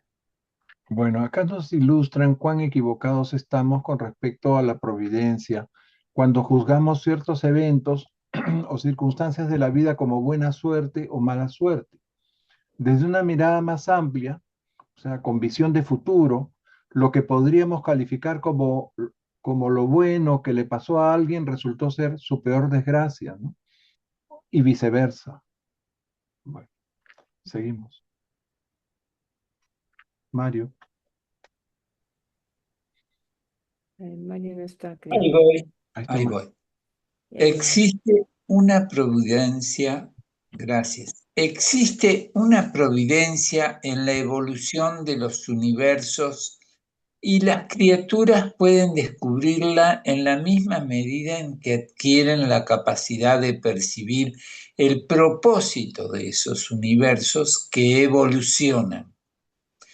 La capacidad completa de percibir los propósitos del universo equivale a la compleción evolutiva de la criatura y se puede expresar también como el hecho de haber alcanzado el supremo dentro de los límites del estado presente de los universos incompletos. Bueno, entonces vamos a poder descubrir la providencia que actúa en el universo a medida que vayamos comprendiendo el propósito de los universos. La capacidad plena de discernimiento de ese propósito equivale a la culminación evolutiva, es decir, el logro del supremo dentro de nuestras limitaciones. A ver, avanzamos un poco El más. amor del Padre obra directamente en el corazón del individuo con independencia de las acciones y reacciones de todos los demás individuos. La relación es personal, el hombre y Dios. La presencia impersonal de la deidad, el Supremo Todopoderoso y la Trinidad del Paraíso. Manifiesta consideración por el todo, no por la parte. La providencia del sobrecontrol de la supremacía se hace cada vez más patente a medida que las sucesivas partes del universo progresan en el logro de los distintos finitos, a medida que los sistemas, las constelaciones, los universos y los superuniversos se van asentando en luz y vida. El Supremo emerge cada vez más como correlacionador significativo de todo lo que sucede, mientras que el último emerge gradualmente como unificador trascendental de todas las cosas. Sí, pues. Bueno, entonces, ¿qué decíamos acá? Mientras que el amor del Padre opera en el corazón de las personas, la Trinidad Todopoderosa y la Trinidad del Paraíso, que son la presencia impersonal de la deidad, opera en el todo, no en las partes, o sea, en las personas que componen el todo. Y el control supremo en forma de providencia se hace cada vez más evidente a medida que las partes progresan hacia su destino finito, el estado de luz y vida. Primero, ustedes saben, hay siete etapas, ¿no? Primero se asentarán los mundos en luz y vida, después todo el sistema que reúne 1000 mundos, después las constelaciones, después todo el universo, después todo el sector menor, el sector mayor, finalmente el superuniverso. Bien. Al final emergerá el Supremo como el correlacionador de todo lo que acontece, mientras que el último emergerá como el unificador trascendental de todas las cosas. Seguimos. Ani. En los comienzos de un mundo evolutivo, los acontecimientos naturales de orden material y los deseos personales de los seres humanos parecen muchas veces antagónicos. Al hombre mortal le cuesta comprender gran parte de lo que ocurre en un mundo en vías de evolución. La ley natural parece demasiadas veces cruel, despiadada e indiferente hacia todo lo que los hombres tienen por bello, bueno y verdadero. Pero a medida que la humanidad progresa en el desarrollo planetario, observamos que este punto de vista es modificado por los siguientes factores. 1. 1. La visión en aumento del hombre. La comprensión progresiva del mundo donde vive, la ampliación de su capacidad de comprender los hechos materiales del tiempo, las ideas significativas del pensamiento y los ideales valiosos de la visión interior espiritual. Mientras los hombres utilicen solamente la vara de la naturaleza física para medir las cosas, no pueden esperar nunca encontrar unidad en el tiempo y el espacio. Ok. Bueno, entonces en los albores de los mundos, la ley natural parece ser cruel, despiadada. Sin embargo, a medida que la humanidad progresa, esa perspectiva se va modificando debido a varios factores. El primero dice la mayor comprensión del ser humano del mundo en que vive, ¿no? la cual implica no solo los hechos materiales del tiempo, sino también las ideas significativas del pensamiento y los ideales de la sabiduría espiritual. A ver, la segunda y la tercera. 2. Sí. El control creciente del hombre. La acumulación gradual del conocimiento de las leyes del mundo material, de los propósitos de la existencia espiritual y de las posibilidades de coordinar estas dos realidades mediante la filosofía. El hombre salvaje estaba desamparado ante las arremetidas de las fuerzas naturales y cruelmente esclavizado por sus propios miedos interiores. El hombre semicivilizado está empezando a abrir el depósito de los secretos de los dominios naturales y su ciencia está destruyendo lenta pero eficazmente sus supersticiones al tiempo que le proporcionan una nueva base fática, más amplia para comprender los significados de la filosofía y los valores de la verdadera experiencia espiritual. El hombre civilizado llegará a dominar un día relativamente las fuerzas físicas de su planeta. El amor de Dios que hay en su corazón se derramará efectivamente como amor hacia sus semejantes y los valores de la existencia humana se aproximarán a los límites de la capacidad del mortal. Bien, entonces el segundo factor es un mayor control, ¿no? Que se fundamenta en un mejor conocimiento de las leyes del mundo material, los propósitos de la existencia espiritual y la coordinación filosófica de ambas realidades, ¿no? Y así se va liberando de sus miedos, sus supersticiones. Y algún día el hombre civilizado dominará las fuerzas de la naturaleza, amará a Dios y a sus semejantes, y elevará los valores de la existencia humana a los límites de la capacidad mortal, dice. Y el tercer factor. La integración, 3. La integración del hombre en el universo. El aumento de la visión interior humana, unido a su mayor logro experiencial, aumentan su armonía con las presencias unificadoras de la supremacía, la Trinidad del Paraíso y el Ser Supremo. Gracias a esto, se establece la soberanía del Supremo en los mundos asentados durante mucho tiempo en luz y vida. Estos planetas avanzados son auténticos poemas de armonía, imágenes de la belleza de la bondad adquirida en la búsqueda de la verdad cósmica. Y si estas cosas pueden suceder en un planeta, cosas mayores pueden suceder en un sistema y en las unidades mayores del gran universo cuando lleguen a su vez a asentarse una vez agotados sus potenciales de crecimiento finito. Así es, esto sería ya la integración del hombre en el universo, en el estado de luz y vida. Algo muy bello. Ketita, falta poco para terminar, ya estamos sobre la hora casi. A ver, en un planeta de este orden, Sí, esto ya se leyó, ese ¿no? es el párrafo que Ok. te toca. En un planeta de este orden avanzado, la providencia se ha convertido en actualidad y las circunstancias de la vida están correlacionadas no solo porque el hombre haya llegado a dominar los problemas materiales de su mundo, sino también porque ha empezado a vivir conforme a las tendencias de los universos. Está siguiendo el camino de la supremacía que lo conducirá hasta el Padre Universal. El reino El de reino de Dios. Dios está en el corazón de los hombres, y cuando este reino se hace actual en el corazón de todos los individuos de un mundo, el gobierno de Dios se hace actual en ese planeta. Entonces es cuando el Ser Supremo alcanza la soberanía. Bien, esto está clarísimo. Mario, por favor. El hombre. El hombre debe de cumplir su tarea de alcanzar la perfección para hacer realidad la providencia en el tiempo.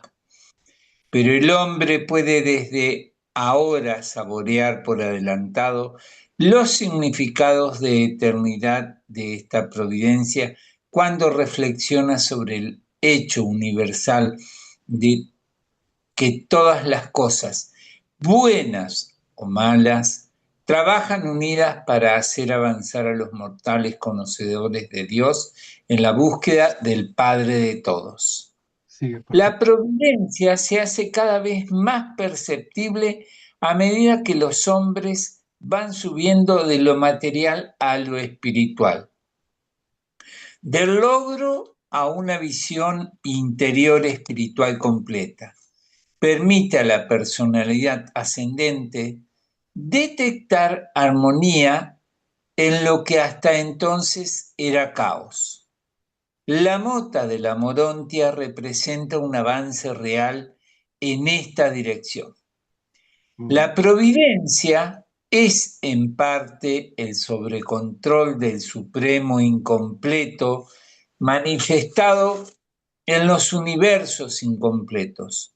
Por lo tanto, será siempre parcial por el estado incompleto de la actualización del Ser Supremo.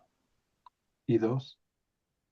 Imprevisible por las fluctuaciones de la actitud de las criaturas, que varía constantemente de nivel en nivel y provoca así reacciones recíprocas aparentemente variables en el Supremo.